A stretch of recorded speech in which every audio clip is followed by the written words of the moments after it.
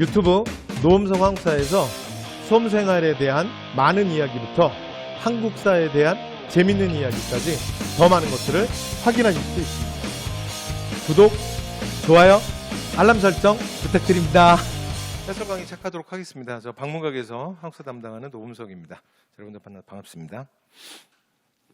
일단 오늘 시험 보시느라 수고하셨고요. 제가 그 시험 끝나고 지금 후다닥닥 해설 강의를 준비하는 거는 제가 좀 빨리 할 수 있어. 빨리 할 수 있는데, 시간 걸리는 게 뭐냐면, 이게 해설지를 만드는 게 시간이 걸려. 해설지를. 그래서 해설지도 제가 지금 급하게 업로드를 했습니다. 그래서 여러분 다운받아서 참고로 보시면 될 것 같고요. 그 다음에 만약에 지금 다운받는 게 좀 불편하다. 그러면 그냥 시험지 가지고 계셔도 돼요. 그러니까 본인의 시험지, 본인 이제 시험 보신 분들 시험지 있잖아. 예, 그래서 그 시험지를 가지고 그러면 해설 강의를 시작하도록 하겠습니다. 자, 그래서 오늘 이제 국가직 한국사. 자, 이제 들어가면서 전체적인 총평부터 먼저 하면, 전체적인 총평은 제가 볼 땐 그냥 난이도는 그냥 적절하지 않았나 싶어요. 적절하지 않았나. 근데 이게 이제 여러분들이 반응이 갈릴 수 있어. 그러니까 첫 번째는 2019년, 2020년이 한국사가 완전 쉬웠거든요. 한국사가 완전 쉬웠었기 때문에, 그러니까 그때를 기준으로, 그리고 고시험 정도의 경험만 있으신 분들은 문제가 조금 어렵게 느낄 수 있었을 거예요. 조금 어려운데? 그러니까 이전에 내가 생각했던 거 한국사랑 좀 다른데? 이럴 수 있고요. 그 다음에 2017, 2018에는 한국사가 좀 상당히 어려웠었습니다. 그러니까 그 문제들을 좀 잘 풀었었고, 또는 그 문제에 대한 기억이 있으신 분들은 사실은 그렇게 엄청 어려운 건 아니었다, 이렇게 생각을 할 수 있어요. 그래서 그건 각자에 따라서 좀 다른데, 근데 제가 볼 때는 그래요. 제가 볼 때는 난이도는 아주 쉬웠다고 말할 수는 없는데 그냥 보통이었다, 이렇게 생각이 들고요. 그 다음에 오늘 시험 중에 가장 어려웠던 문제는 9번 문제. 9번이 발에 맞아요? 발에? 네, 발의 문제가 정말 어려웠어. 그리고 사실은 이제 이 발의 문제 같은 경우에는 출제자가 점수를 안 주겠다는 의도가 확실했던 문제야. 되죠? 근데 이제 이것도 대신에 제가 나중에 문제풀이 스킬을 보여드릴게요. 9번 같은 경우도 최대한 정답에 다가갈 수 있어. 최대한 정답에. 그리고 그 문제가 안본 유형이 나올 때, 이렇게 자료 분석형 문제가 나올 때는 항상 문제 안에 굉장히 많은 힌트들이 있어. 그러니까 그거를 여러분들이 잘 봐줘야 돼. 그걸 찾아주면 그래도 조금 난이도가 내려가고, 그 다음에 그냥 당황해서 그게 잘 안 보이면 문제가 아예 이상한 문제가 돼버려. 됐죠? 네, 그래서 9번 문제는 좀 이따 제가 풀이 과정에서 얘기할 거고. 그리고 이제 그 다음으로 여러분 조금 어렵다고 생각했던, 할 수 있는 문제는, 제가 볼 때는 19번 문제? 19번 문제 제가 볼 때는 좀 변별력이 있습니다. 그리고 사실은 이쪽 근대 개항기 경제 파트가 사실은 워낙 출제율이 떨어져. 그래서 워낙 안 나오는 주제라 저도 개인적으로 수업 시간에, 그러니까 최근에는 문제를 통해서거나 설명을 통해서나 이렇게 많이 말씀드리는 주제는 아니에요. 그런데 이제 기본반 수업을 할 때, 그러니까 단과 수업을 할 때 해법사 시간에는 여러분께 제가 좀 말씀을 좀 다 드렸었고, 됐죠? 네, 그래서 이제 그런 주제였고. 그래서 그 문제가 있고요. 그 다음에 하나 정도 더 말한다면, 17번 문제? 17번 문제 같은 경우는 이 국민대표회의 문제인데, 근데 이 문제 같은 경우는 사실은 제가 이런 얘기 하잖아요. 일단 첫 번째, 자료는 굉장히 낯설었을 거야. 이게 국민대표회의 선언문인데, 근데 이게 교과서에서 일반적으로 보여주는 자료도 아니고, 그 다음에 기출에서도 한 번도 나온 적이 없는 자료야. 그러니까 원사료 자체가 낯설었기 때문에 여러분이 느끼는 체감 난이도도 높았을 거예요. 근데 제가 수업 시간에 말씀드렸지만, 그럴 경우에는 사료를 봤는데 눈에 잘 안 보이잖아. 그러면 계속 들여다봐야 소용이 없어. 어떻게 해야 된다고? 빨리 선지로 내려오라 그랬잖아. 그래서 선지를 대입하다 보면, 그러면 이제 이 자료가 대충 어느 쯤이겠구나라고 조금 시간에 대한 힌트들을 잡을 수 있어. 그리고 다시 보면, 그리고 시간을 좁혀서 보면 키워드들이 좀 몇 개 보입니다. 이렇게 해서 문제를 풀어야 되는 문제. 그래서 17번도 제가 볼 때는 조금 어려운 부분들이 있었고요. 그리고 이제 요 정도. 그래서 이 정도 문제들이 있었고, 그 다음에 중간에 제가 해설하면서 말씀드리겠지만, 자, 몇몇 문제들은 그러니까 많이 그렇게 어렵진 않은데, 근데 문제를 푸는 상황이나 여러분들이 선지를 보거나 기억니은을 읽을 때, 그러니까 순간적으로 특정한 단어들을 놓치면, 또는 이제 그게 순간적으로 잘 안 보이면 사실은 함정에 빠질 수 있는, 그러니까 실수할 수 있는 문제들이 또 몇 개 좀 있었습니다. 그래서 분명한 건 2019년, 2020년 한국사가 사실은 조금 어려웠거든요. 그런데 아니 완전히 쉬웠거든. 2019년, 2020년. 근데 그 시험지보다는 그래도 조금 더 어려운, 그러니까 상대적으로 어려운 시험이었던 건 맞습니다. 네. 자, 이렇게 말씀을 드리고요. 자, 그다음에 이제 문제 특징들은 제가 안에 들어가서 또 말씀을 드릴게요. 자, 그다음에 시대사 분류사인데, 그러니까 여기의 특징은 뭐냐면 제가 그 전체 총평에도 조금 써놓긴 했는데, 일단 근현대사 비중은, 그러니까 요즘에 이런 틀로 많이 나온다. 특히 이제 인사혁신처가 주관하는 시험은, 그러면서 평소에도 연습을 좀 했어요. 그래서 근현대사는 지금 보시면 한 8문항 정도가 나왔습니다. 8문항 정도가 나왔고, 그 다음에 전근대사가 12문제. 그러니까 저희가 이제 동영이나 최종 연습할 때도 항상 12대 8 정도로 제가 연습을 많이 시켰거든요. 그래서 그 정도 패턴으로 나왔어요. 됐죠? 그래서 12대 8 정도로 나왔고요. 내가 동그라미를 잘못 쳤네. 그치? 그치? 동그라미 이렇게 쳐야 되는데. 그죠? 자, 그래서 한 8문제 정도 나왔고요. 그 다음에 전근대사에서 시대통합형 문제가 경제사에서 한 문제, 문화사에서 한 문제가 나왔어요. 그건 나중에 문화 파트에 들어가서 말씀드리도록 하겠습니다. 그 다음에 또 하나의 특징은 뭐가 있냐면, 이렇게 시대사 분류사별 특징은, 또 하나의 특징은 경제사가 좀 더 많이 나왔다는 거. 그죠? 그러니까 최근에 경제사가 보통 한 문제에서 2문제 나오고, 그 다음에 사회사 같은 경우는 거의 뭐 한 문제 나오거나, 아니면 그나마 좀 많이 나오면 경제사 2문제 나오고 뭐 요 정도 나오거든. 그러니까 경제사회사 비중이 많이 줄었어. 자, 그런데 요번 시험은 문화사가 보통 한 4-5문제 나오는데 문화사가 조금 줄었어요. 그런데 문항을 어디서 늘렸냐면 경제에서 늘렸어. 근데 특이한 게, 보통 경제사가 나올 때 경제사에서 출제율이 그래도 제일 높다고 말하는 게 국가경제의 기본인 조세제도랑 토지제도야. 그러니까 조세제도, 토지제도 같은 거는 경제사 문제가 좀 많이 나올 때는 반드시 나오거든. 근데 제가 그 국가직 대비할 때도 좀 말씀을 드렸지만, 토지제도, 조세제도를 국가직이 잘 안 내요. 그러니까 전통적으로. 그러니까 원래 그런 특징들이 있어. 됐죠? 자, 그리고 토지제도, 조세제도는 오히려 누가 잘 내냐면 지방직이 더 잘 내요. 지방직 시험에서. 근데 이번 같은 경우에는 경제사가 많이 나왔음에도 불구하고 토지제도, 경제제도 문제가 없습니다. 그러니까 없는 상태에서 그 다음에 경제 문제를 많이 냈다는 거. 그리고 이 경제 문제 중에도 전통적으로 경제 문제에서 우리가 일반적으로 이거 좀 나온다라고 했던 주제는 하나밖에 없어요. 하나. 그게 뭐냐면 이양법 주고, 그러니까 근대태동기 경제, 그래서 이양법으로 얘기하는 그 문제 있잖아. 이양법이 주제였던 문제. 임원경제지가 원사료로 나왔었죠. 그러니까 그 문제는 전통적으로 많이 나왔던 문제야. 그러니까 그걸 제외한 나머지 경제 3문제는 사실은 그렇게 자주 나오는 문제는 아니었습니다. 그래서 아까 얘기했던 19번 같은 경우도, 그러니까 근대 개항기의 경제사를 좀 자세히 물어봤잖아. 그러니까 소위 말하는 우리가 일반적으로 얘기하는 거류지 무역, 약탈 무역, 미명교환 체제, 뭐 이런 얘기들을 주로 수업 시간에 말씀드렸는데, 그런 얘기들이 좀 나왔던 요 문제. 요 문제도 참 오랜만에 나왔던 거야. 그죠? 자, 그리고 마지막으로 하나 더 말씀드리면, 그 현대 경제 문제 나온 거 있죠? 11번. 이승만 시대 경제 문제 나온 거 아니야? 근데 이 문제는 하나, 문제 주제는 여러분이 하나 확인할 필요가 있는 게, 여러분 작년 국가직 9급 문제 기억나? 작년 국가직 9급에 제일 어려운 문제가, 국가직 9급 별로 안 어려웠거든? 근데 그 중에서 제일 많이 틀린 문제가 현대 경제 문제였어요.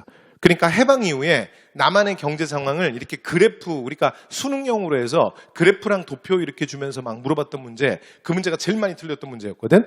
근데 그 현대 경제가 또 나왔어.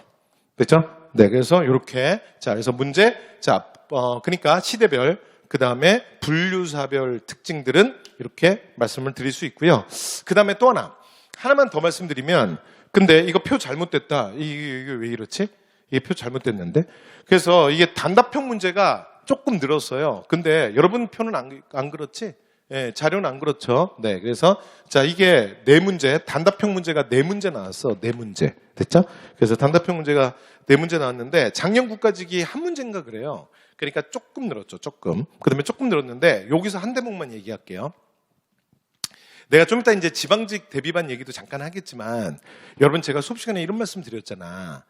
그러니까 국가직이랑 지방직은 시행처가 같잖아. 인쇄신처 아니야. 그러니까 그에 유행하는 문제의 유형이라는 건 그 해는 좀 비슷해요. 왜냐면 그 문제 출제할 때 기본적으로 1차로 만드는 그러니까 문제풀. 출제위원들이 첫 번째로 만드는 이제 출제풀이랑 문제풀을 만들어 놓고 거기서 원래 골라서 최종적으로 이제 공무원 시험을 내거든요. 그렇다 보니까 원래 같은 풀 안에 있었던 문제들이야. 그래서 약간 유형의 유사성이 좀 있어요. 그 해 나오는 것들은. 그러니까 그 해나 또는 한두 해. 요 정도는 좀 영향을 준단 말이야. 그런데 시행착오가 왔기 때문에 주제는 좀 피합니다. 그러니까 예를 들면 방금 전에 얘기했던 현대 경제가 나왔잖아. 그 다음에 근대 경제, 그러니까 근대 계양계 경제가 출제됐잖아. 그지? 그러면 이번에 지방직에서는 인사혁신처, 주관처가 똑같잖아. 시행처가. 그러니까 근대 계양계의 경제는 출제율이 현격히 떨어질 거야. 이해되죠? 네, 그래서 그거는 국가직이랑 지방직이 시행처가 같기 때문에 그렇게 좀 상관관계를 갖고 있습니다. 그리고 난이도 같은 경우도 보통 보면 국가직이 출제가 됐는데 그러니까 너무 쉬웠다. 그러면 지방직에서 약간 올리는 경향이 있어요.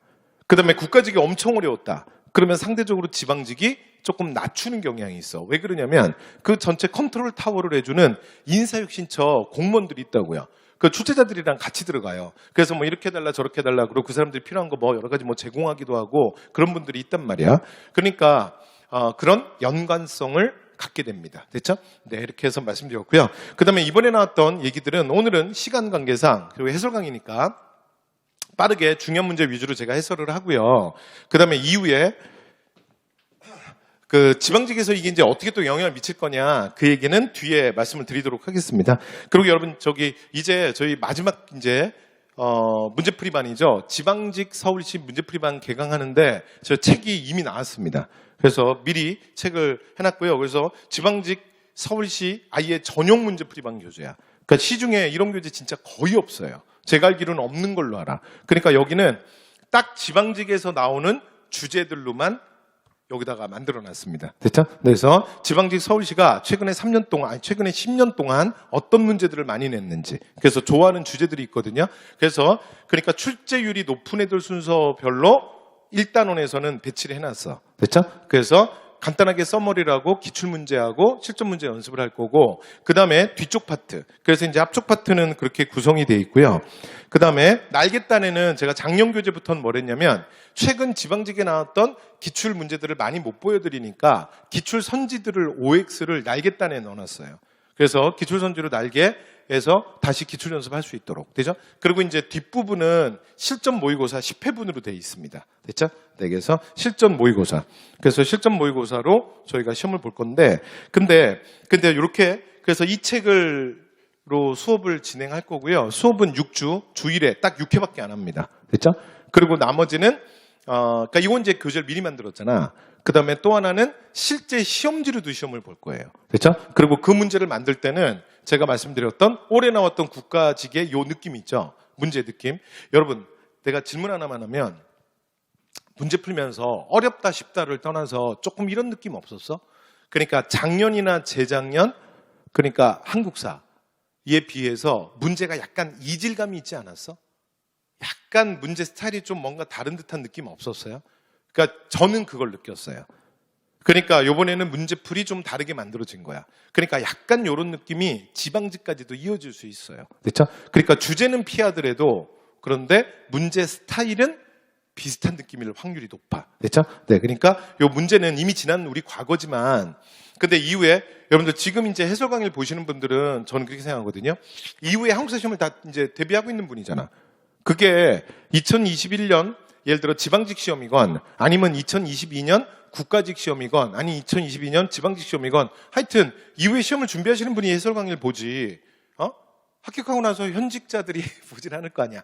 볼 수도 있다. 그럼 만약에 보잖아? 그럼 나보고 싶어 보는 거야. 맞죠? 네, 그만할게요. 자, 어쨌든 간에 그렇습니다. 자, 이렇게 해서 문제 말씀드렸고요. 자, 그러면 지금부터 문제 1번부터 바로 들어가도록 하겠습니다. 자, 그리고 문제 해설 강의는 제가 스피드하게 진행을 할게요. 스피드하게 진행하고 설명이 좀 필요한 문제. 그리고 여러분들이 한번 생각해 볼 필요가 있는 문제는 조금 제가 시간을 할애해서 설명할게요. 됐죠? 그리고 나머지 문제는 쉬운 문제들은 그냥 쭉쭉 진도 빼도록 하겠습니다. 시작합니다. 자, 문제 1번이에요. 자, 이 유형은 사실은 인사혁신처는 이런 유형 잘 안 냅니다. 요것도 처음에 1번이 어려운 문제는 아닌데 좀 이질감이 느껴지는 문제지. 그러니까 이런 문제를 그동안 많이 냈던 건 이런 유형을 좋아하는 건 이건 경찰 유형이에요. 그래서 경찰이 무슨 예를 들어 윤선도 시건에서 물어보기도 하고 그다음에 예전에 가장 유명했던 건 최영인가요? 예, 최영의 호기가라는 시를 꺼내놓고 최영에 대한 문제를 물어본 문제, 경찰직 문제가 있었어. 그래서 이렇게 시를 꺼내놓고 이 시기에 국왕 때 있었던 일을 골라라 하는 문제예요. 그건 약간 이질감은 있는데 어려운 문제는 아닙니다. 그래서 여러분 국어 시간에 다 보셨던 문제지. 그치? 자, 뭐야? 황조가. 그럼 황조가의 주인공? 유리왕이죠. 맞죠? 자, 그러면 유리왕 때 있었던 일을 골라라. 야, 자, 진대법 갑니다. 자, 진대법 누구야? 고국천왕. 그러니까 B 틀렸네요. 자, 낙랑군 축출했다. 낙랑군은 언제야? AD 313년 4세기 초. 미천왕이지. 미천왕. 그죠? 그래서 B.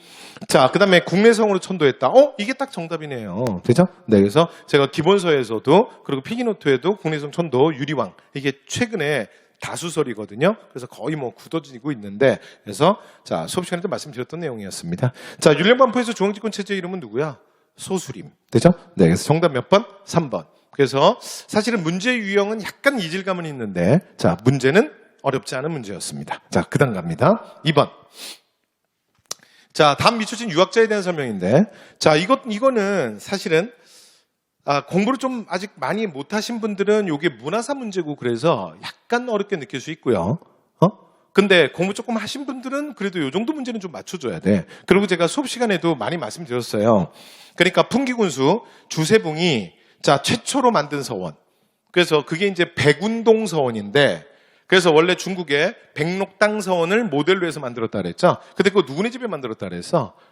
회헌, 원래 회헌, 그러니까 문성공 안향의 집에다가 생가에, 예전 생가에다 만든 거 아니야. 그렇죠? 그러니까 여기에 지금 나오는 회원사를 세우고 그 다음에 여기에 이제 백운동 서원을 건립했다. 그럼 이제 이 유학자를 배양하기 위한 거잖아. 맞죠? 근데 이 유학자는 근데 문제를 잘 읽어보시면 고려시대 유학자야. 됐죠? 그러니까 문제는 이제 당황하지 않고 얘가 공부 좀 약했다 하더라도 그래서 그러고 보시면 사실은 어려운 문제는 아니에요. 그죠? 네, 수업 시간에도 제가 많이 강조했었고 해주양양 누구야? 이. 됐죠? 자, 원간섭계 성리학 가지고 들어온 사람. 충렬왕 때 안향. 됐죠? 충렬왕은 문화가 중요하다 그랬지. 성리학 들어오고 그 다음에 당군 고조선 계승식의 역사서. 그죠? 자, 그 다음에 성학십도 그러면 이황. 그 다음에 해동제국기 그러면 신숙주. 그죠? 네, 일본에는 세종대 갔다 왔는데 대단한 사람이라 그랬잖아. 이거 죽지도 않잖아. 그죠? 그래서 해동제국기라고 하는 책은 성종 때 썼다 그랬지. 이거 시간도 좀 기억해 주세요. 됐죠? 네, 이러면서 말씀드렸었어요. 그래서 정답 몇 번이야? 2번. 되죠? 근데 실제로는 고려시대 유학자라 그랬는데 고려시대 유학자가 단 한 명밖에 없어. 그래서 어려운 문제는 아니에요. 되죠? 네, 3번 갑니다. 자, 미주씨는 왕이야. 자, 1919년 자, 탑골공원.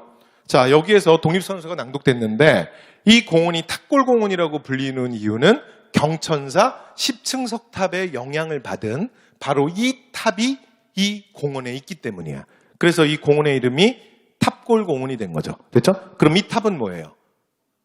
원각사지 10층 석탑이지. 그죠? 자, 그래서 원각사 10층 석탑을 건립한 왕. 그럼 누구야? 세조. 되죠? 자, 그래서 세조를 찾으면 되는 문제고, 자, 여러분 이런 문제는 틀리시면 안 돼요. 조선 정기국왕이고 그 다음에 수업 시간에도 말씀드렸지만 세조가 의외로 시험에 좀 나온다 그랬지. 그리고 세조의 특히 숭불정책. 그래서 불교를 장려하는 정책은 지금까지 시험에 굉장히 자주 출제됐던 주제입니다. 자, 그래서 이런 문제는 틀리시면 아니 됩니다. 자, 동국병감. 야, 이것도 엄청 얘기했어. 자, 문종은 정말 세 개만 기억하면 돼. 문종은 아무것도 시험에 나올 게 없다 그랬잖아. 뭐만 나온다? 문종 때 편찬되는 책 3개. 기억나? 고려사 전룡. 그리고 동국, 통감하면 망하는 거야. 동국, 병감. 수업 시간도 맨날 이렇게 얘기했어. 그죠? 자, 그래서 동병감. 그러면 문종. B. 자, 그 다음. 역대 문장 정수를 모은 동문선. 자, 동문선은 성종. 그리고 편찬 책임자 서거정. 그래서 동문선의 서거정의 서문이 또 되게 유명하다 그랬죠. 자, 서거정의 서문. 자, 육조직계제, 국왕중심 정치체제. 이름은 누구야? 태종. 그리고 세조지. 이 경우는 지금 둘 다 해당되잖아. 맞죠? 자, 그런데 세조에 대한 설명이니까 지금 이 문장을 보시면 아무 문제 없잖아. 그치? 그 3번은 맞고. 그 다음에 한양으로 다시 재천도하면서 이궁인. 그러니까 원래 한양을 떠나서 개경으로 갈 때 그 왕자의 난. 그러니까 태종 이방원이 손에 그 동생들의 피를 묻히잖아. 그래서 경복궁을 들어가기 부담스러우니까 자신의 궁을 만들었다 그랬잖아요. 그죠? 자, 그래서 동쪽에다가 자신이 기거할 궁을 하나 만드는데 그게 이름이 뭐다? 창덕궁. 그래서 창덕궁은 언제야?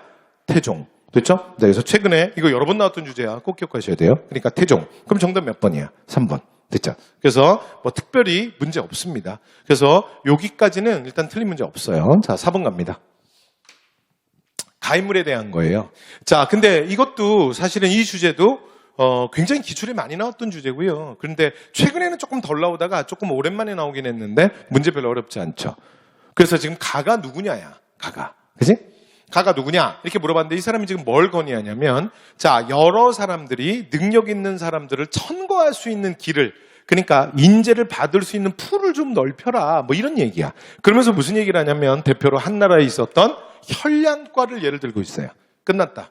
자, 여기 키워드 하나로 답이 나오는 거야. 자, 그럼 이 사람 누구야? 조광조. 그렇죠? 중종 때 조광조. 자, 그러면 조광조에 대한 문제로 바뀌었습니다. 자, 문제 바로 들어갑니다. 자, 김효사 맞잖아. 그래서 조광조와 그 제자들이 기묘한 사건으로 탄압을 받았다. 김효사. 기억나시죠? 그래서 정답 1번인데요. 자, 조이제문 사초를 실었다. 이렇게 말하면 누구야? 조이제문이라는 글은 김종직이고 그 다음에 사초에 실었던 건 그의 제자였던 김일손이지. 그죠? 네. 그러니까 여기는 김일손이라고 말하면 되고요. 자, 문정왕후의 수렴참정. 그러면 수렴참정기. 그럼 이건 뭐예요? 그러니까 문정왕후의 이때 권력을 휘둘렀던 게 윤원영을 비롯한 소윤의 무리들이잖아. 그쵸? 그러니까 윤원영 같은 사람이 대표죠. 자, 그 다음에 연산군의 생모 윤씨를 패배하는 데 동조했다. 그럼 이건 사람들은 좀 여러 명이 있습니다. 여러 가지 훈신들, 훈구들 중에도 다수가 여기에 포함되지. 되죠? 그래서 정답은 1번이었습니다. 됐죠?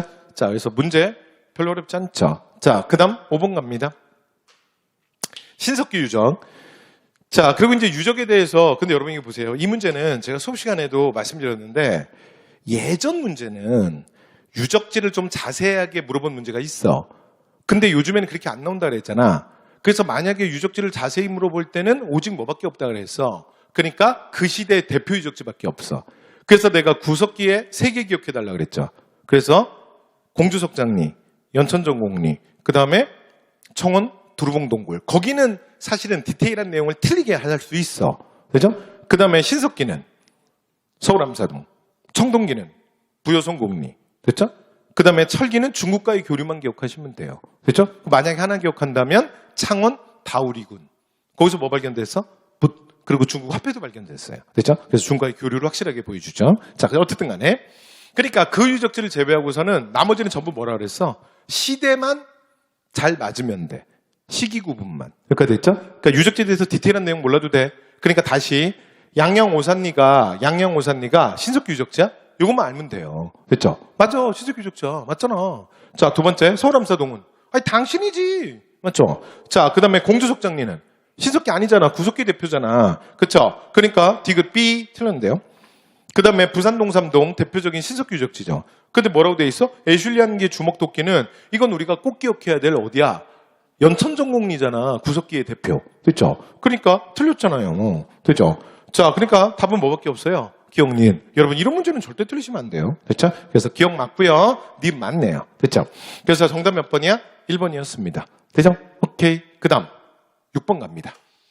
자, 그래서 가시기에 자 신라에서 있었던 사실을 골라라. 여러분 요것도 그러니까 일단 첫 번째 일단 주제는요. 삼국의 발전과 항쟁이야. 그지? 그러니까 고대 정치 삼국의 발전편이야. 그러니까 여기가 출제율 1인데 그죠? 그래서 한국사 전체 출제율 1인데 이번에는 두 문항이 나온 거야. 왜냐면 1번 문제도 지금 삼국의 발전과 항쟁 문제고 맞잖아. 지금 이 문제도 그거잖아. 그런데 여기는 워낙 출제율이 높기 때문에 틀리면 안 돼. 그렇죠? 그리고 수업 시간에 또 이거 설명 많이 했던 거야. 그러니까 성왕이랑 그 다음에 자 여기 지금 누구야? 진흥왕이죠. 그 다음에 여기 누구야? 버풍왕이지. 그치? 근데 이 사람들이 재위기간이 3명이 오버랩 된다 그랬잖아. 그죠? 그런데 실제 시험에 나올 때는 성왕과 버풍왕이 나오면 시간선을 어떻게 하라 그랬어? 그렇지. 무조건 버풍이 위고 성왕을 밑으로 내리면 돼. 되죠? 절대 안 틀린다 그랬지. 내가 책임진다 그랬지. 그 다음에 두 번째. 성왕과 진흥왕은 한강 유역을 가지고 갈등하는 거 있잖아. 그래서 특히 진흥왕의 순수비 건립. 됐죠? 그래서 이제 그거와 시기와 관련돼서 금성문 순서로 해서 성왕도 같이 연결해서 기억을 좀 해두시면 된다. 이렇게 말씀드렸던 게 하나. 됐죠? 그 다음에 두 번째는 지금 주어진 자료는 여러분 문제 유형은 잘 봐야 돼. 지금 답은 어차피 여러분 알고 있잖아. 그치? 답이 중요한 게 아니라 주어진 건 고구려지. 그치? 그래놓고 문제를 뭘 물어보고 있어? 신라를 물어보고 있잖아. 그러니까 각 구강별 업적, 구강별 업적은 여러분이 잘 외우는데 그러니까 시간선으로 이게 정리가 안 돼 있으면 말짱 꽝인 거야. 이게 무슨 과목이야? 시간의 과목이라는 걸 잊으시면 많이 배웁니다. 됐죠? 시간선이 잘 잡혀 있어야 돼. 그래서 작년에도 어떤 문제가 있었냐면 발의 국왕을 꺼내놓고 신라왕을 물어보는 문제가 있었어. 그러니까 그거는 남북국 시대 문제인데 그것도 똑같잖아. 그죠? 그러니까 고구려는 고구려대로 왕만 다 업적 외우고 신라는 신라의 왕업적은 다 외워. 근데 시간선 물어보면 엉켜버린다고. 됐죠? 조심하셔야 합니다. 자, 그래서 정답은 문제는 별로 어렵지는 않습니다. 대가야 진흥왕이고요. 황초령비 진흥왕이고요. 국사 진흥왕이고요. 됐죠? 자, 그 다음에 2차 돈의 순교만 법흥이지. 법흥이랑 성왕이랑 만나면 누구를 올린다? 법흥을 무조건 위로 올리면 돼. 이해됐죠? 성왕이 무조건 다 뒤라 그랬지? 됐죠? 자, 그래서 실제 정답은 4번이었습니다. 그러니까 되죠? 네, 그래서 어려운 문제 아니야. 대신에 제가 이걸 조금 말씀드리는 이유는 문제 유형은 노트장을 찍어놔야 돼. 됐죠? 올해 이후에 지방직이나 이후의 시험에서도 이거 얼마든지 다시 만날 수 있단 말이야. 자, 그 다음에 7번 갑니다. 자, 시기별 대외교류예요. 자, 이 문제도 어려운 문제는 아니야. 어려운 문제는 아닌데 단 하나. 그러니까 문제 유형만 좀 보시면 이거는 시대통합형입니다. 그러니까 근현대사를 빼고 전근대사의 대외교류를 그러니까 통째로 물어봤어. 근데 여기는 지금 포인트가 문화도 살짝 섞여 있긴 해요. 일본 같은 경우가 사실 노리사치계가 일본에 불교 전파하는 건 우리가 두 번 배우죠. 정치편에서 성황편에서 배우고 또 하나는 불교 파트에서 배워요. 그러니까 정치와 문화 파트인데 나머지가 경제라서 그냥 경제로 분류했습니다. 되죠? 자, 그래서 이건 6세기 성황 때고요. 그 다음에 장보고의 청해진. 이거 언제라고요? 9세기 흥덕왕. 시간 꼭 살아있어야 돼. 자, 그 다음에 예성광하고의 병난도. 맞잖아. 고려시대 대표적인 무역항 아니야. 됐죠? 그 다음에 조선은 명가교류에서 중강무시 여러분 제가 수업 시간에도 이거 말씀 많이 드렸지만 요즘에 트렌드가 뭐라 그랬어? 시간으로 해서 중국 왕조 이름 바꿔치기 하는 거. 됐죠? 그래서 명이 아니라 누구야? 청이지. 그리고 제가 수업 시간에 이것도 강조했어요. 여러분 명과의 교류에서는 개시무역, 후시무역이라는 것 자체가 존재하지 않는 거야. 그러니까 명은 무조건 조공무역의 체계이기 때문에 그러니까 이게 군신관계 속에서 이루어지는 거야. 그러니까 이게 하사품의 개념이야. 이해됐죠? 네, 그러니까 물론 실상은 무역이긴 하지만 그래서 중간계시든 그러니까 무슨 책문후시건 개시무역, 후시무역이란 말이 나오면 전부 뭐라 그랬어? 조선 후기, 청과의 관계에서 나오는 거야. 되죠? 자, 그래서 4번이 틀렸습니다. 자, 그래서 문제는 어렵지 않은 문제였어요. 되죠? 자, 그 다음 8번 문제로 바로 들어갑니다. 8번. 세계문화유산. 자, 세계기록문화유산. 자, 여러분, 요 문제는, 제가 뭐 해끝에서도 그렇고, 요건 아예 파트를 따로 만들어서 정리도 해드리고 그렇게 많이 했잖아. 그래서 요즘에 이제 공무원항구사에서 보면 요 문화유산 문제들이 이렇게 잘 나와요. 되죠? 그리고 문화유산 문제는 가장 기본이 뭐냐면, 그게 문화유산이니 아니니 요것만 좀 알면 된다 그랬잖아. 그죠? 네네. 자, 가볼게요. 자, 공주의 송산리 고분군. 송산리 고분군의 전축분이라는 게 뭐야? 이 전자가 벽돌 전자잖아. 그러니까 벽돌을 쌓아서 만든 무덤이죠. 그러니까 뭐라고요? 벽돌 무덤. 되죠? 자, 그래서 6호분과 문영왕릉이 있다. 맞잖아. 그죠? 그러니까 기억은 다 오케이. 그리고 수업 시간에 제가 이런 말씀도 드렸어요. 여러분 보세요. 수업 시간에 무슨 말씀도 드렸냐면 백제문화유산 지정된 게 최근에 제일 많이 나왔었다. 주의사항은 그러니까 공주 그리고 부여. 그래서 백제문화가 지정된 게 그리고 세 번째가 한성이 아니라 어디라고요? 익산입니다. 그러면서 그 문제가 최근에 몇 번 나왔으니까 노트장 찍어두세요. 이렇게 얘기했었는데 자, 그래서 문화유산 중에 백제문화지구에 지정된 거지. 그지? 네, 그래서 공주의 송탄리 고분군. 그죠? 그 다음에 이제 이 문제는 니은이 어려워요. 니은.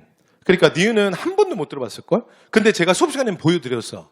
요것도 해끝에서 보여드렸어. 어떻게 보여줬냐면 세계문화유산 지정될 때 한국의 사찰 그리고 한국의 서원들이 지정이 됐습니다. 그러니까 유네스코 세계문화유산으로 그래서 이런 사찰과 이런 서원들이 지정이 됐습니다. 그리고 사찰 문제는 제가 물론 이렇게 자세하게는 말 안 했어. 근데 양산 통도사가 지정이 됐다. 이거를 해커세스 문제 보여드렸어. 그럼 이제 내가 이런 얘기 맨날 하잖아? 그러면 이제 수강생들의 표정은 뭐냐면 신발 난 본 적이 없다. 야. 그런데 문제는 책을 보면 문제가 있어서 다시 한번 놀라게 된다. 근데 어쨌든 간에 상관없어. 근데 이 문제는 어쨌건 어려운 거야. 그렇죠? 그래서 이게 삼부사찰인데 이게 알게 뭐야. 그지? 예, 그럼 패스하면 돼. 그래서 여러분 잘 모르는 거는 굳이 거기에서 시간 붙잡고 절대 시험 볼 때 OX 자꾸 하려고 하면 안 돼. 일단 패스해야 돼. 모르는 걸 다시 본다고 아니? 그죠? 자, 남한산성은 병자호란 때 인조가 피난했던 산성이다. 맞잖아. 그리고 남한산성은 유네스코 세계문화유산이야? 맞다 그랬잖아. 그래서 항상 이거 짝꿍으로 기억하라 그랬죠. 그래서 북한산성은 아니지만 남한산성은 세계문화유산이야. 이거 기억나. 짝꿍 지었던 거. 경복궁은 아니지만 창덕궁은 맞다고요. 이해됐죠? 그 다음에 사직단은 아니지만 종묘는 맞다고요. 그래서 이렇게 항상 이렇게 짝꿍 지어서 했었잖아. 그치? 그러니까 디귿이 무조건 맞아. 그 다음에 리을은 승정원 일기가 여러분 봐보세요. 이건 문장을 보시면 이게 말이 안 되는 거야. 승정원 일기가 무슨 실록에서 뭔가를 뽑기는 실록에서 뭔가를 뽑아서 후세 왕들에게 교훈을 주려고 만들었던 책은 뭐지?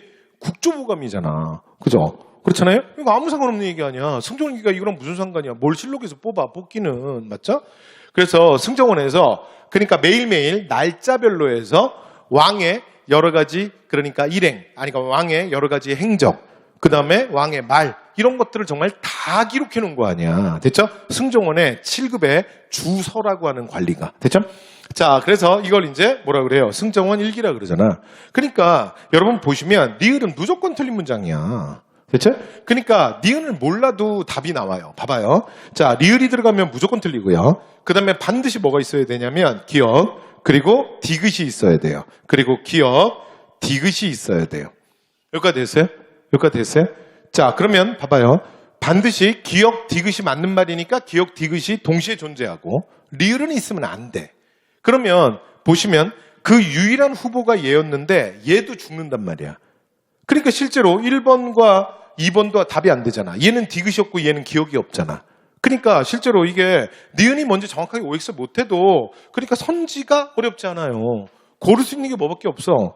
이게 3번밖에 없잖아. 그러니까 이 문제가 정말 난이도가 높일 때는 출제자가 어떻게 하면 되냐면 선지 중에 이걸 주면 되는 거야. 기역, 니은, 아니지.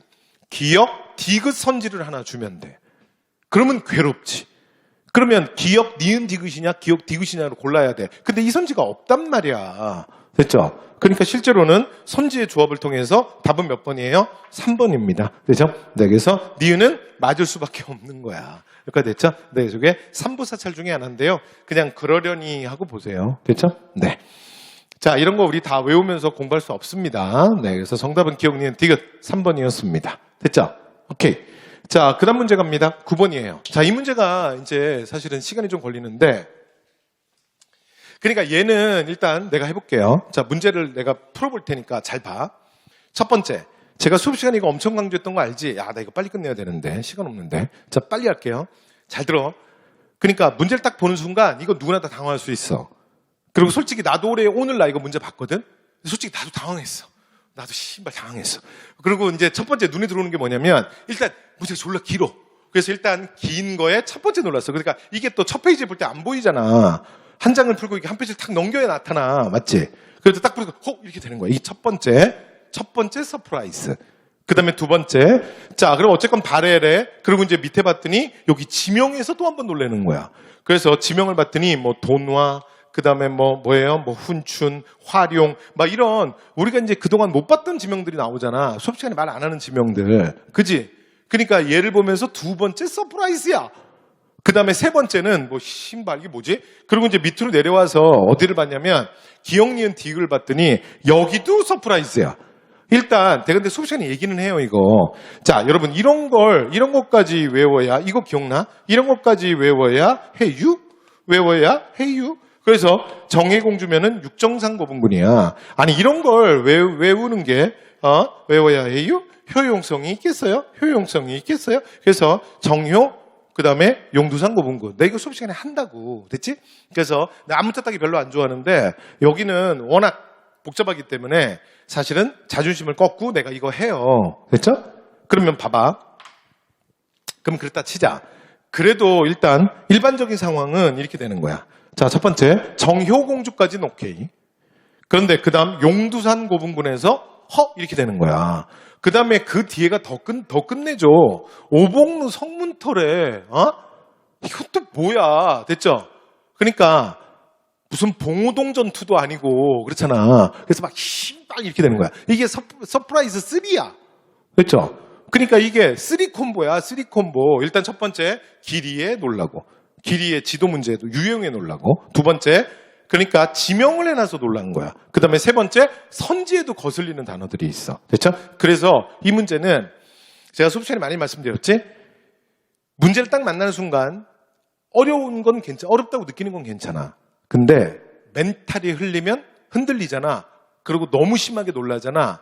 그 문제는 무조건 틀리는 거야. 됐지? 그러니까 정신 바짝 차려야 돼. 됐죠? 그리고 어차피 이 문제 내 경쟁자들도 똑같이 보고 있어. 이해됐어요? 네, 그래서 그 생각 하셔야 돼. 봐봐요. 이렇게 되는 거야. 봐봐. 그러니까 이 문제 실제로 내가 어떻게 푸냐. 실제 푸는 거 갑시다. 자, 첫 번째 시작할게요. 무슨 돈환이, 그 다음에 활용이니 이런 지명이 되게 거슬리잖아. 근데 문제를 잘 읽어야 돼. 됐죠? 이걸 그러니까 분명히 이 안에 뭔가 자료가 있어. 뭔가 있단 말이야. 그치? 잘 봤더니 키워드가 뭐냐면 수도의 이동이야. 그러니까 지금 이 문제는 특정한 답사의 이동도 있지만 여기에 중요한 키워드는 수도의 이동이야. 근데 봤더니 여기 도낫이 동모산에서 원래 발해가 건국이 되잖아. 근데 화살표가 니은으로 맨 처음에 갔지. 그러니까 니은은 뭘 수밖에 없냐면 중경현덕부일 수밖에 없는 거야. 맞잖아. 그 다음에 세 번째 도읍이 어디냐면 지금 영안으로 갔는데 여기를 봤더니 요거는 두 번째 도읍 상경용천부잖아. 그치? 그리고 그 다음에 상경에서 어디로 갔냐면 훈춘 쪽, 리을 쪽으로 또 갔어. 그런데 여기 리을은 재밌는 게 리을로 갔다가 디귿으로 다시 왔네. 그치? 그러니까 문왕천도 그리고 성왕천도를 얘기하는 거야. 그죠? 그러니까 리을은 동경이구나. 디귿이 상경이구나. 됐어요? 그러면 문제를 풀 때 여기에다가 이걸 간단하게 써놓으면 되는 거야. 얘는 동모산이라는 얘기인 거고, 그 다음에 얘는 중경현덕부구나. 얘는 상경용천부구나. 얘는 동경용원부구나. 이렇게 간단하게만 써놓으면 일단 내가 느끼는 체감 난이도가 일단 한 단계 낮아져. 됐지? 이게 문제를 푸는 거야. 첫 번째야. 그러니까 문제를 풀 때 잘 들어 내 말. 잘 봐요. 올해 이 문제 또 나올 수 있어. 이런 유형을 얘기하는 거야. 이런 거 자꾸 눈에 안 보이잖아. 안 보이면 안 되는 거야. 됐죠? 이거 일단 먼저 확인해야 되는 거야. 그러니까 됐죠? 자, 두 번째 갑니다. 자, 두 번째는 이제 문제 푸는 테크닉인데 나 문제 풀이만 지금 연습 엄청 많이 했어. 봐봐. 이렇게 된단 말이야. 일단 이게 문제 어떻게 푸는 거냐면 이렇게 푸는 거야. 시간 없으니까 빨리빨리 할게요. 자, 정효공주가 용두산 고분군이지. 이런 것까지 외워야 아까 이거 했잖아. 정혜공주가 육정산 고분군이고. 그지? 그러면 외워야 해유? 이게 효용성이 있겠어요? 이렇게 했잖아. 그지? 그러면 잘 봐. 그러면 기역과 니은이 다른 동네지. 하나가 동모산이고 하나가 중경이잖아. 그런데 용두산 고분군에 정효공주묘가 있기 때문에 잘 생각해봐. 이 둘 중에 하나는 무조건 틀려야 되지. 맞잖아요. 왜냐하면 둘이 같이 있는데 다른 지역을 찍어놨으니까. 맞잖아요. 그러니까 둘 중에 하나밖에 맞을 수가 없지. 여기까지 돼? 오케이. 뭔 소리예요? 모르겠어요. 저도. 자, 그 다음에 디귿. 자, 디귿 같은 경우 이렇게 하는 거야. 오봉로 성문터라는 거 몰라도 돼. 근데 이게 물론 엄청 거슬리는데 그렇다 치자. 그런데 디귿을 봤더니 어쨌건 상경용천부야. 근데 상경용천부에 이 성문터는 어딘지 안 찾아도 돼. 됐지? 하여튼 여기에 상경용천부, 상경성에 갔더니 성의 구조가 당나라의 장안성을 본따 때, 이건 우리가 알고 있잖아. 그치? 그래서 발해가 당나라 문화의 영향을 받은 가장 대표적인 게 당나라의 삼성육부, 정치 시스템이라든가 또는 상경성의 구조. 됐죠? 그래서 가로, 세로 딱딱 그러니까 조각 나눠서 구획 만들고 그걸 뭐라 그러냐면 주작대로라 그러고 그다음에 내성과 외성 구조를 가지고 있고 이게 딱 당나라의 장안성이야. 그죠? 그러니까 이건 우리가 많이 했던 얘기잖아. 그러니까 디귿은 무조건 맞는 거야. 맞지? 그러니까 잘 보세요. 기역과 니은 중에는 하나만 맞아야 되고 그다음에 디귿은 무조건 맞는 거야. 맞잖아?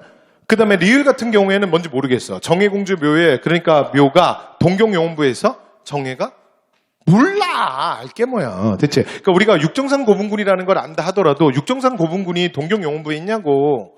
몰라. 맞죠? 그런데 봐봐요. 모르는 상태에서 이렇게 되는 거야. 일단 디귿은 무조건 있어야 돼. 그치? 디귿은. 그러니까 우리가 나머지는 잘 모르잖아. 그치? 그러면 잘 생각해봐요. 그러니까 1번, 2번은 그러니까 틀리는 거야. 그러니까 제가 수업 시간에 얘기했잖아. 어떤 문제도 여러분이 못 받거나 어렵게 느껴져도 내 말 잘 들어. 절대 4개 중에 찍으면 안 돼. 그러니까 조금 더 침착하게 문제를 잘 들여다보면 2개 정도는 골라낼 수 있어. 그러니까 일단 1번, 2번을 죽여야 돼. 죽여놓고 시작해야 돼. 그러니까 만약에 틀리더라도 틀릴 수는 있는데 여기까지는 가야 돼. 됐죠? 그러니까 이거 이미 지난 시험이잖아. 앞으로를 위해서 얘기하는 거야. 이해되세요? 당황하지 마시고. 됐죠? 문제 안에 힌트들이 있단 말이야. 그러면 지금 기억과 니은 중에 하나가 맞고, 됐죠? 그 다음에 디귿이 반드시 들어가야 돼. 됐죠? 그럼 이제 그런 조합이 뭐밖에 없어. 그런 조합이. 사실은 3번밖에 없잖아. 그러니까 이거 어차피 내가 정확하게 잘 모른다면 3번을 찍는 게 합리적이지. 그치? 맞잖아. 아니 3, 4번 중에 내가 찍는데 위에 기억, 니은은 절대 동시에 맞을 수는 없어. 왜냐하면 동일 무덤을 2지역으로 얘기했기 때문에 무조건 하나 이상은 틀려.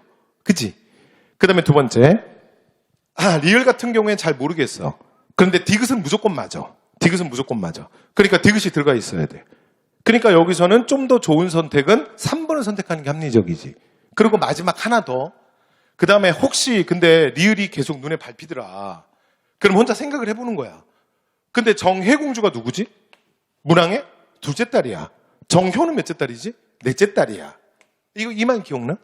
그런데 정혜공주는 문왕 초기에 죽어. 문왕 초기에. 그래서 무덤 양식도 고구려 양식이야. 맞죠? 문왕 초기에. 그러면 문왕 초기에 무덤은 그러니까 무덤이었으면 뭐 동모산이나 중경 쪽이나 뭐 어디 이쪽일 확률이 좀 더 상경이나 동경보다는 좀 더 높지 않겠어? 근데 아니 어차피 내가 모르잖아 지금. 그죠? 그러니까 내가 모르는 상태에서 이런 거 저런 걸 좀 고려해 보면 정확하게 몰라도 뭐를 선택하는 게 합리적이다? 3번을 선택하는 게 합리적이야. 제가 무슨 말인지 알겠어요? 일단 1, 2번은 고르면 안 되는 거야. 무슨 말인지 알겠어요? 이게 문제풀이만 이제 문제풀이 할 때, 여러분 제가 많이 제가 일부러 어려운 문제도 드리고, 처음 본 자료들도 일부러 보여드렸잖아. 왜? 이런 연습 때문이야. 왜냐면 생각하지 못한 문제를 만나게 된다니까? 근데 그렇다고 절대 다 틀리는 게 아니에요. 됐죠? 그래서 이게 9번의 핵심이었습니다. 제가 말씀드리고 싶은 거. 자, 그 다음. 시간 계산 빨리빨리 갈게요. 자, 그래서 정답은 3번이었고요. 되죠? 자, 그 다음 10번 문제 갑니다. 10번. 자, 10번 문제. 자, 10번 문제는 문제 별로 어렵지 않아. 자, 이거 너무나 많이 봤던 자료야. 그죠? 그래서 이게 뭐 얘기하는 거야? 최승로의 시무 18조. 자, 그러면 왕은 누구야? 고려 성종. 그렇죠? 그래서 고려 태조, 고려 성종, 고려 광종은 제가 수업 시간에 많이 말씀드렸지만 고려 초기 국왕에 없죠. 초기 국왕. 이게 중세정치사에서 최근 출제로 1위야. 절대 틀리면 안 된다 그랬지? 그리고 대부분 이런 문제는 정답률이 높아. 그래서 고려 성종. 자, 양경이라고 말하는 건 그러니까 개경과 서경을 얘기하는 거야. 개경과 서경의 삼평창, 12목의 삼평창 설치하는 거. 맞잖아. 그죠? 그래서 1번 맞잖아요. 그 다음에 균여, 귀법사 주지. 그러면 누구야? 이건 광종 때 아니야, 광종. 그 다음에 국학실제는 예종이고요. 됐죠? 그 다음에 경정연식가는 문종이잖아. 됐죠? 그래서 정답은 몇 번이에요? 1번이었습니다. 여기까지 됐죠? 오케이. 자, 그 다음 11번 갑니다. 이승만 정부의 경제정책. 여러분 이 문제는 대신에 잘 봐봐요. 그러니까 문제 스타일만 좀 봅시다. 그러니까 아니 주제만. 그러니까 현대경제 문제가 지금 연속으로 출제됐네요. 작년 국가직 9급에도 나왔거든요. 그 문제 제일 어려웠던 문제라 그랬잖아. 여기 또 나왔다. 얘도 그렇게 쉬운 문제는 아니야. 근데 단 얘는 정답률은 낮지 않을 거예요. 왜 그러냐면 4번 정답이 너무 쉬워요. 그러니까 나머지는 한번 생각해볼 그게 뭐 공부 좀 많이 안 되신 분들은 근데 4번이 너무 쉽기 때문에 정답률은 높을 거라고 생각을 합니다. 자, 한미 원조 협정 이거는 요거 이제 노트장만 하나 찍고 가시면 이건 언제냐면 대한민국 이제 정부 수립 직후예요. 48. 그죠? 그래서 미국과 이렇게 이제 협정 맺는 게 되게 중요한 게 48, 50, 그리고 53입니다. 이거 제가 필기노트 기본서에 다 있어요. 그죠? 48년이 한미 원조협정이야. 대한민국 수립 직후에. 그죠? 그래서 왜냐면, 유엔 감시단의 감시하에, 유엔 선거인단에 그래서 유엔이 인정하는 선거가 이루어진 게 38도 이남. 그러니까 대한민국밖에 없잖아. 그죠? 그래서 미국이 후원해 주는 거야. 경제 후원. 그죠? 여기에 경제가 핵심이고요. 그다음에 50년에 한미 상호 원조 협정이라는 게 있어요. 이거는 왜 하냐면 50년 1월에 맺게 되는데 이건 누구 때문이냐면 이건 국방 문제 때문이야. 방위. 됐죠? 왜냐하면 당시에 미 국방부 장관 애치슨 라인을 발표하는데 거기에 한반도가 미국의 방어 라인에 빠져요. 미군이 철수하거든. 그러니까 이제 한국이 너무 불안하잖아. 그러니까 이거 저기 해줘야 되는 거 아니냐. 그래서 방위를 목적으로 해서 한번 해줘. 그리고 이제 이게 제일 유명한 가장 강력한 혈맹. 6.25 전쟁 이후에 한미 상호 방위 조약이야. 됐죠? 그래서 미국과 자 초기에 대한민국 정부 수립 초기에 중요한 건 48, 50, 53. 전부 이승만이야. 어차피 전부 이승만이야. 됐죠? 그러니까 이거 자세하게 몰라도 이승만인 거 대충 알 수 있고요. 자, 그 다음 농지개혁 300산업. 이건 너무 기본이잖아. 그 다음에 4번은 원래 계획은 장면 내각인데 실제로 경제개발 5개년 계획은 박정희. 군정기에 시작된다 그랬지? 그래서 1차. 그럼 몇 년이라고요? 62. 이거 맨날 외우게 했어. 됐죠? 이승만 아니잖아. 그래서 정답 4번. 끝. 12번. 자, 중일전쟁 이후에 조선총독부의 민족말살정책. 자, 아침마다 궁성여배. 내가 수업 시간에 이것까지 해. 일왕이 있는 일왕, 황성을 향해서 배꼽 인사를. 폴더 인사. 그러면서 제가 수업 시간에 맨날 이것까지 해요. 됐죠? 네. 그래서 민족말살통치. 황국신민화정책. 그죠? 그 다음에 황국신민의 서사. 됐지? 자, 그 다음에 요거 이제 최근에 많이 나왔죠? 자, 국민학교 같은 경우에는 요것만 언제다? 41년. 이거 따로 기억해달라. 근데 어차피 중일전쟁 이후니까 이런 문제 많이 나오잖아요. 중일전쟁 이후. 37년 이후니까 다 맞잖아. 됐죠? 그런데, 자, 딱 하나. 남면 북양만 언제야? 남면 북양만? 그렇지, 31년? 요건 만주사변 이후잖아요. 만주사변 이후. 됐죠? 그래서 병참기지화 정책의 일환으로 해서 남면 북양을 하잖아. 그러니까 3번만 틀렸잖아요. 그죠? 그래서 이 문제 별로 어렵지 않죠. 그래서 정답 3번이었습니다. 자, 그 다음 갑니다. 13번. 자, 다음 조약이야. 미술친. 자, 조약에 대한 설명. 자, 근데 여기 시간의 힌트. 항상 여러분 항사 사료에서는 시간이 나오면 시간보다 중요한 거 없어. 되지? 무슨 과목? 시간의 과목. 20 아니 됩니다. 1905년이야. 그리고 이 루스벨트, 여러분이 알고 있는 그 다리저는 루스벨트. 그러니까 32대 대통령. 그래서 그 프랭클린 루스벨트 아니라 그랬지? 그 고무사냥꾼. 기억나? 이거 테오도 루스벨트 얘기하는 거예요. 그죠? 자, 그래서 테오도 루스벨트의 저택이다. 그러면서 지금 도움을 청하는 거야. 근데 도움을 청하는 근거가 82년에 맺었던 이 조약의 거중조정권에 끝났다. 뭐예요? 82년 4월에 맺는 조미, 수호, 통상 조약이지. 여기까지 됐죠. 그래서 조미, 수호, 통상 조약이야. 여러분, 그리고 이것도 마지막 문제풀이까지 연습 계속했어요. 그래서 조미소 통상조약과 상관없는 거 했으니까 뭐가 틀리는 거야? 이모굴라는 계획 B 틀리지. 기억나세요? 그래서 정답 몇 번이야? 2번. 틀리시면 안 돼요. 그리고 참고로 말씀드리면 제가 수업 시간에 얘기했죠. 이모굴란이 82년 시간선이 어떻게 된다 그랬어? 4월이 조미소 통상조약. 6월이 대략 한 달 조금 더 지나고 나면 그러니까 6월 5일 도봉서 사건부터는 우리가 이모굴란이라고 보통 얘기하거든. 그래서 6월이 이모굴란, 7월이 제물포조약, 그리고 제물포조약의 부수각서가 수호조규, 속약, 그리고 8월이 청나라와 맺는 조청상민 수륙무역장정이야. 4, 6, 7, 8. 됐죠? 근데 월을 다 외울 수는 없고 그냥 스토리 라인으로 기억하고 있으면 돼. 수업 시간에 요 스토리 라인 짜서 많이 했어요. 됐죠? 네. 우리가 디테일한 월까지 다 외울 수는 없잖아. 그러니까 정답 2번. 틀리시면 안 돼. 됐죠? 조미가 먼저고 이모가 뒤야. 그리고 이모랑 연결된 게 제물포조약이랑 조청상민 수륙무역장정이잖아. 그지? 오케이. 2번. 자, 14번. 고르시대 향리. 여러분 이 문제는요. 별로 어려운 문제 아니야. 근데 제가 볼 땐 이거 조금 틀릴 수 있어. 이거 실수가 좀 나올 수 있어. 아주 어려운 문제는 아닌데 실수가 나올 수 있어. 왜 그러냐면 이 문제는 제가 볼 때는 답이 이렇게 나눠질 수 있어. 왜냐하면 상층 향리가 과거 시험을 통해서 중앙에 올라갔다. 당신이지. 그 다음에 향리의 자제를 기인으로서 당연하죠. 그 다음에 지방간이 파견되자는 속효는 향리가 하잖아. 그러니까 이거 띠용띠용띠용 그냥 끝이야. 그런데 기역 같은 경우가 보통 이렇게 막 이게 사실 원래 사신간제도랑 기인제도 중에 기인제도는 아무도 안 틀려. 기인제도는 문제용이 하나밖에 없다 그랬지.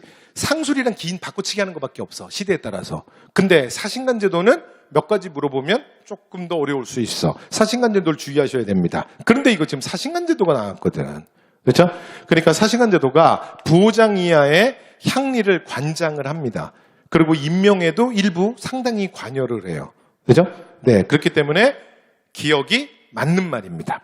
근데 공부가 좀 꼼꼼히 안 된 친구들은 기억이 낯설게 느껴질 수 있어요. 그러면 답이 어디로 가냐면 3번으로 가는 거야. 그렇죠? 네. 근데 정답 몇 번이다? 기억 맞는 말입니다. 그래서 정답 4번이에요. 여기까지 되신 거죠? 네. 그래서 기억, 니은, 디귿, 리을 다 맞지. 그러니까 이런 것들도 보세요. 여러분들이 느끼는 체감 난이도가 좀 더 높아질 수 있는 게 우리가 딱 좋아하는 게 이거잖아. 보기의 정형성. 그치? 정형을 깨지 않는 거야. 우리가 좋아하는 거는 기억, 니은, 디귿, 리을 이거 딱 좋아하잖아. 근데 여기는 뭐 신발 막 기억, 니은, 막 니은, 디귿, 기억 이렇게 나오니까. 그죠? 그러니까 이게 조금 더 거슬릴 수 있지. 되죠? 오케이. 그래서 정답 4번이었습니다. 되죠? 자, 그 다음 15번 갑니다. 자, 이 농법이에요. 야, 이거는 수업 시간에도 얘기했지. 이거 나 마지막 동요도 내가 또 얘기했어. 저 수업했던 사람들 다 기억나지? 기억 안 나면 배신. 이 농법이 뭐야? 이거 읽어봤더니 이거 자료 하나도 안 어려워. 임원경제지, 서유구의 임원경제지에서 얘기하는 뭐예요? 이양법이야. 그래서 이양법인 건 별로 안 어려운데 제가 수업 시간에 마지막 문풀에서도 얘기했던 것 같아. 여러분 이양법이 농사직설에 있다 그랬어? 없다 그랬어? 있다 그랬잖아. 주의해야 된다 그랬잖아. 왜? 생각을 해봐요. 이양법이라는 게 고려 말에 이미 전례가 되잖아. 근데 농사직설에 이게 왜 안 들어와? 우리가 이양법 보급에 가장 기여했다는 책은 보통은 17세기 효종 때 신속의 농가집송이라고 말하긴 해. 그런데 농사직설에도 있습니다. 혹시 나오면 실수하시면 안 됩니다. 내가 마지막 시험에도 수업 시간에도 얘기했는데 이거 또 얘기한 거야. 시험장 직전에. 그지? 그 다음에 고랑은 이건 여러분 반농사 견종법 아니야. 아무 상관없고. 그죠? 그 다음에 자 수령칠사에 이게 무슨 상관이야. 그죠? 그러니까 이렇게 되는 거야. 문제는 근데 제가 볼 때 이 문제도 실수할 수 있어. 그러니까 아주 어려운 문제는 아닌데 실수가 가능해. 왜 그러냐면 봐봐. 여기를 못 잡지. 기억을 못 잡으면 무슨 일이 벌어지냐면 니은이 틀리다는 건 알아. 그리고 리을은 무조건 맞는 얘기야. 당연하잖아. 이게 이양법의 가장 기본 아니야. 노동법이 전략되는 거. 그래서 광작이 되는 거. 이걸 모르면 그냥 아예 그냥 공부 안 한 거고. 맞잖아. 그러니까 리을은 무조건 맞고 디귿은 무조건 틀려. 그러면 봐요. 리을이 무조건 맞고 디귿이 무조건 틀려. 그러면 문제는 선지가 2개가 남아. 맞지? 그러니까 기억이냐 디귿이냐를 골라야 되는데 기억이 확실하게 맞다 그러면 답이 쉽게 가는데 문제는 기억을 모르지. 그럼 수령칠사에서 휘청할 수 있어. 수령칠사에서 수령칠사가 뭐야? 그러면 대충 뭐 말 들어본 것 같은데, 뭐 농업을 흥하게 하고, 그 다음에 학업을 장려하고, 그 다음에 뭐 이렇게 소송을 뭐 이렇게 간략하게 잘하고, 그 다음에 이렇게 막 아첨하고 뭐 이렇게 하는 뭐 이렇게 향리들 이렇게 하고 막 그래서, 그 다음에 사람들의 인구를 늘리고 막 그 대충 뭐 농상성, 학교 흥, 그 다음에 인구 증, 뭐 이렇게 대충 본 것 같아. 근데 거기에 무슨 얘기가 있었냐면, 뭐 인구가 늘어나고 농업을 장려하고 뭐 이런 게 있었는데, 근데 이게 농업에 도움이 되는, 농법인데, 이러면서 막 이렇게 상상의 나래를 펴는 거야. 이해돼요? 그러니까 이게 기억이, 오케이. 해야 쉽게 가지. 여기서 못 잡아버리면, 예를 보면, 사실은 흔들릴 수 있어요. 됐죠? 그러면 잘못하면 4번을 건드릴 수 있어. 그러니까 여기는 어려운 문제는 아닌데 실수는 가능하다. 되죠? 이런 문제 조심해야 돼. 정답 몇 번? 2번. 이것도 찍어준 대로 그대로 나왔잖아. 그치? 자, 그 다음. 그래서 정답, 기억, 리을을 고르시면 됩니다. 자, 16번 갑니다. 16번. 자, 다음 헌법 하고 나왔는데, 자, 민주주의헌법. 그래서 봤더니 이게 뭐에 대한 얘기예요? 1972년 공포의 유신헌법. 그렇죠? 여러분, 이번에 현대사의 특징이 있어. 현대사 특징. 내가 아까 처음에 시작할 때 말 안 했는데, 그거 생각났어. 이제 생각났어. 요 마디만 할게요. 현대사에서 절대 틀리면 안 돼. 그러면서 내가 엄청 강조한 게 2개가 있지. 그치? 하나가 뭐야? 대한민국 수립. 또 하나가 뭐야? 통일이야. 이게 현대사의 출제율 1, 2위야. 근데 1, 2위가 다 안 나왔어. 다 안 나왔어. 다 안 나왔고, 대신에 현대사에서 뭐가 나왔냐면, 하나가 이승만 정부 시기에 경제 문제가 조금 전에 있었고, 경제 잘 안 내는 거. 그 다음에 또 하나가 지금 박정희 유신. 1970년대 유신 체제 상황이 나왔어. 그러니까 전통적으로 많이 나오는 현대사 문제가 최근에 한 2문제 나온다 그랬잖아요. 근데 이제 전통적으로 많이 나오는 주제를 이번에 국가직이 약간씩 비껴간 게 좀 있어요. 주제는 좀 그래요. 그러니까 문제 자체는 막 이렇게 난이도 있지는 않았는데 주제가 약간씩 덜 보던 주제들을 좀 냈어. 그러니까 이런 경향은 사실은 지방직에서도 좀 이어질 수 있어요. 됐죠? 네. 그래서 생각은 하고 계세요. 당황하지 마시고. 자, 유신체제와 관련된 거니까. 자, 그래서 부마항쟁. 부마항쟁, 이건 뭐 수업 시간에 많이 얘기했죠? 이게 박정희의 마지막 아니야. 79년 부마항쟁. 그리고 뭐로 이어지는 거야? 11.6 사태. 그래서 중앙정보부 장관 김재규에 의해서 박정희 대통령이 저격당하는 사건이 일어나게 되죠. 이게 유신의 종말이잖아. 그죠? 그래서 정답 몇 번? 1번. 되죠? 자, 그런데 이 문제는 딱 하나만 조심하시면 돼요. 제가 수업 시간에도 말씀 많이 드렸지. 그래서 요즘에 박정희의 트렌드가 뭐라 그랬어? 68년. 68년 많이 나온다 그랬잖아. 국민교육헌장 언제야? 68. 112 사태, 김신조 사건 언제야? 68. 됐죠? 그 다음에 울진삼천 무장공비 68. 향토예비군의 창설 68. 중학교 무시험 68. 요즘 이거 좀 나온다 그랬잖아. 그게 나왔네. 그죠? 근데 유신 전이죠. 68이니까. 그 다음에 주의는 얘를 주의하셔야 돼. 7.4 공동성명은 말 그대로 7월이야. 유신헌법은 10월에 제정되고 11월에 그러니까 국민투표를 거쳐서 그때부터 본격적으로 시행되는 거야. 맞지? 그래서 유신의 논리가 뭐라 그랬어요? 유신의 논리가 박정희는 처음부터 끝까지 항상 반공인데 유신의 논리는 통일을 위해서야. 통일. 그래서 서울과 평양에서 이거 먼저 발표하고 통일될 것 같은 분위기 만들어 놓고 대통령의 권한을 극대화시키는 유신헌법으로 간다 그랬잖아. 기억나요? 기억나요? 오케이. 그러니까 주의. 3번 건드리면 안 돼. 시간적으로 이걸 먼저 하고 해야 되니까 이 헌법이 시행되기 이전인 거지. 그죠? 그래서 3번 건드리시면 안 됩니다. 자, 그 다음에 한일협정 체결에 반대하는 632. 이거는 한육교 정상화 반대하는 거 64년 63항쟁 아니야. 되죠? 네, 그러니까 당연히 틀렸고. 정답 몇 번? 1번. 할 수 있죠. 오케이. 자, 그 다음 17번 갑니다. 자, 다음 회의예요. 근데 여러분, 이 문제는 조금 어렵게 느낄 수 있어요. 느낄 수 있는데, 봐봐. 그러니까 이 문제는 이렇게 되는 거예요. 그냥 쫙 읽죠. 그러면 순간적으로 한 번도 이렇게 여러분이 못 본 사람들이 이 사례를 많을 거고 되게 유명한 사례가 아니야. 됐죠? 그러니까 딱 보고 나면 무슨 회의라는 건 알겠어. 회의는 알겠는데 쭉 읽고 나면 멍 이럴 수 있어요. 그죠?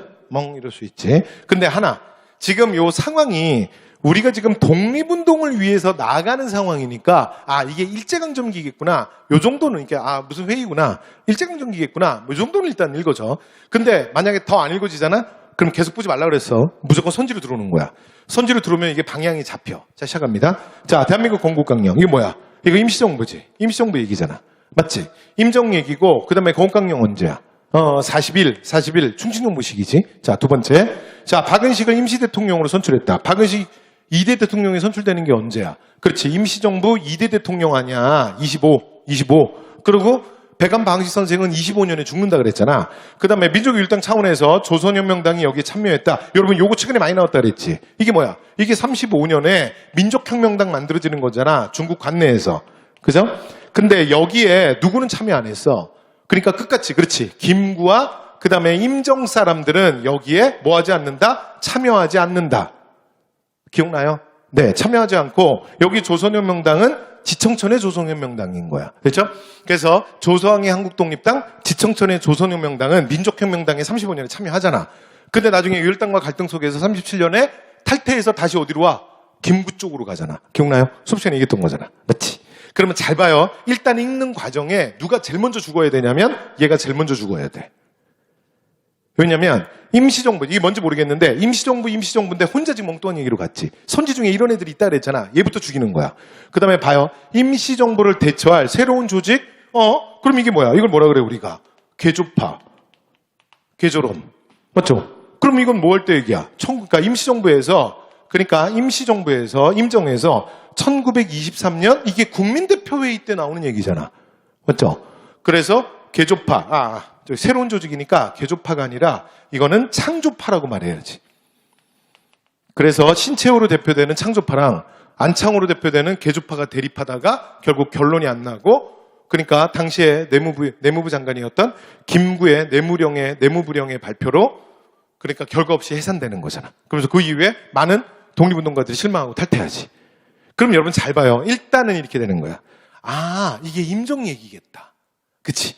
임정 혼자 엉뚱한 얘기니까 3번 죽었어. 그치? 자, 그리고 나서 이제 다시 봐. 그리고 다시 봤더니 지금 이제 뭘 하냐면 뭐 여러 가지 얘기가 있는데 광복의 대업을 작성하고 뭐 어쩌고 독립에서 뭘까 하는데 지금 일단 키워드가 회의고 그 다음에 본 대표들은 국민의 위탁한 사명을 받아서 여러 가지 통일적 기간 아래 대업을 완성하고자 한대. 됐어요? 그러면 여러분 보니까 지금 눈치로 뭔지 이제 좀 알 수 있겠어? 좀 보여? 이 중에 뭐랑 제일 가까워? 봤더니 뭐랑 제일 가까워? 그렇지. 국민대표회의랑 제일 가깝지. 이해됐어요?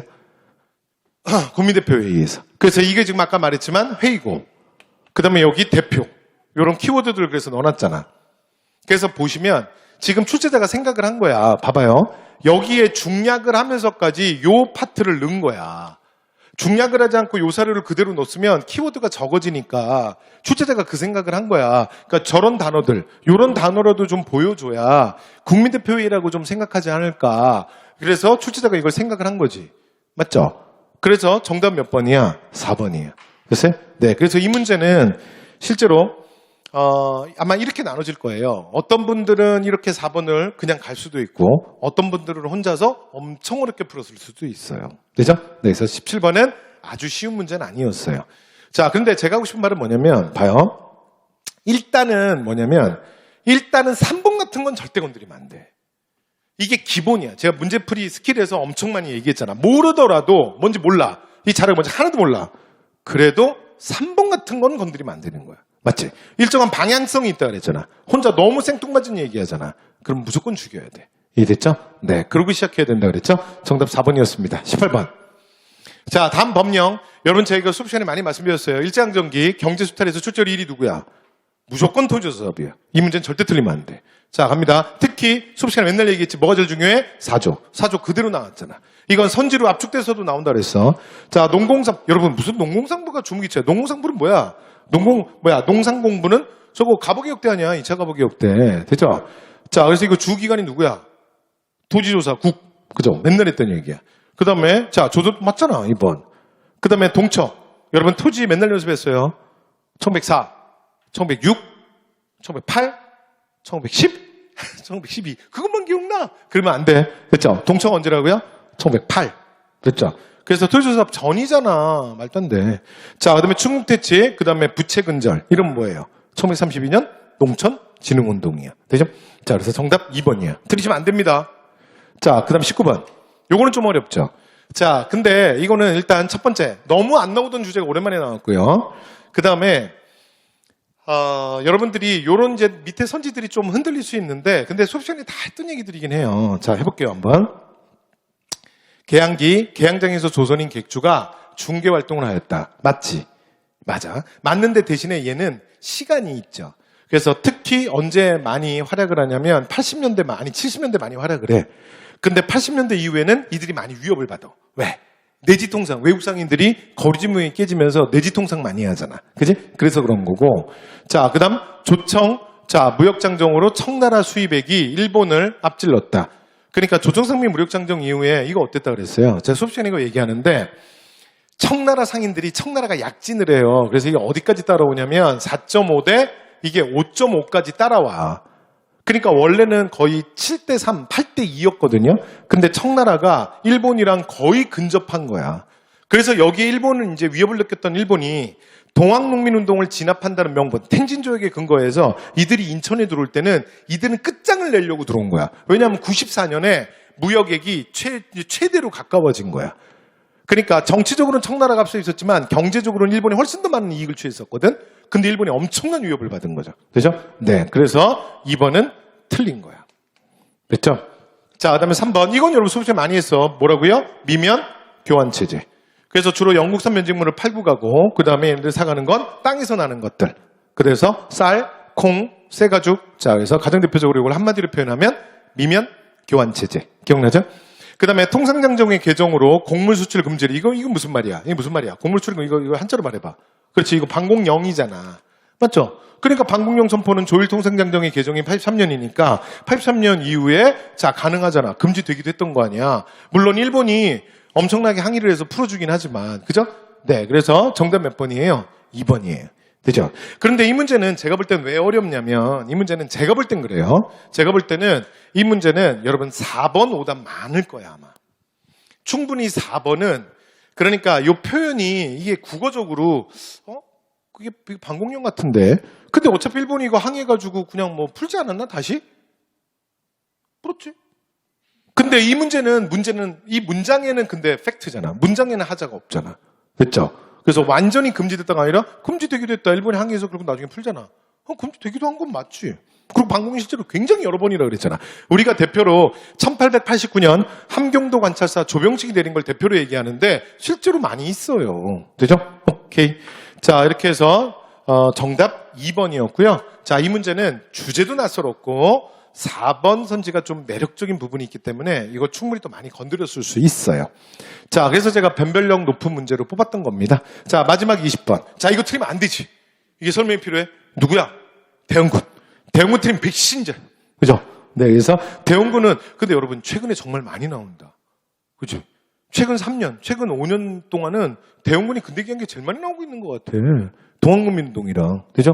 네, 그래서 동학농민운동은 안 나왔지만 대원군은 나왔네. 됐죠? 그래서 정답 몇 번이에요? 정답은 3번이지. 그리고 3번 이거 언제 때야? 이모군란 때. 되죠? 그래서 나머지는 건드릴 게 없어요. 건드릴 게. 그지? 그래서 이 문제는 틀리기가 어렵다. 되죠? 네. 자, 이렇게 해서 20문제 해설 다 했습니다. 여러분, 제가 딱 6시 전에는 끝냈어야 되는데 지금 이게 조금 이번에 어렵고 설명할 게 조금 있어가지고 시간 조금 오버했는데 일단 오늘은 해설 강의 여기서 마무리하겠습니다. 여러분 시험 보시느라 수고하셨고요. 그 다음에 이번 시험을 통해서 여러분들이 내가 뭐가 약점이고 어디에 문제가 있었는지 정확하게 체크하는 게 중요해. 됐죠? 그리고 이 국가직 시험은 특히 지방직 시험을 요번에 보실 분한테는 굉장히 중요한 지표가 돼요. 그죠? 그래서 제가 아까 그 지방직 문제풀이반 개강하는 거 말씀드렸잖아. 이미 교재도 나와 있고요. 그 다음에 이번에 출제된 국가직 문제 트렌드. 됐죠? 이런 것들 반영해서 그 다음에 여러분의 지방직에서 한국 점수, 한국사 더 좋은 점수 맞을 수 있도록 제가 많이 준비하도록 하겠습니다. 그래서 이제 오늘은 해설 강의는 여기서 마치도록 하겠습니다. 여러분 수고 많이 하셨습니다.